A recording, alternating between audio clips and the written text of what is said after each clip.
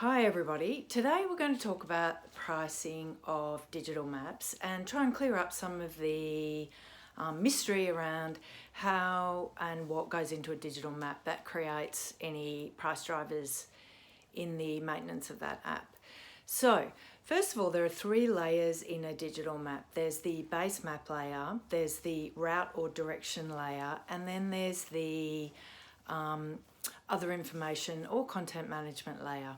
So for the base map layer, you've got a couple of options. You've got an open source solution such as OpenStreetMaps. You have Google Maps, which as you all know, costs a bit based on usage.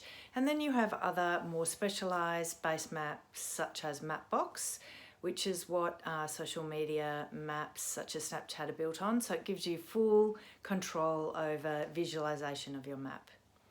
So the second layer of a digital map is the routes or directions. So again, there's an open source layer called OpenStreetMaps.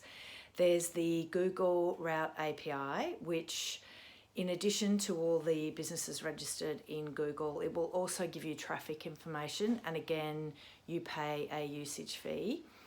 And then there's a third option for routes, which is when you create your own routes, which is what we do in Naveze. And that can again be either through an open source product such as Leaflet or OpenStreetMaps, or you can do experience-based directions in Mapbox and make it really customized to suit you and your location. And the final layer is what we call the content management, which is any of the attributes and assets that you want to attach to a location in your digital map. So a good example of this is augmented reality. So what we've done for some venues is to eliminate the need of an on-site visit. We've embedded augmented reality footage into their map, so potential customers can view the augmented reality clip inside their digital map. So again, the cost that sits in this layer can range from very little in open source and to something a bit more customized. But really, to summarize, an entry-level digital map that's quite simple with one customized route and let's say 10 locations can start as little as $1,000.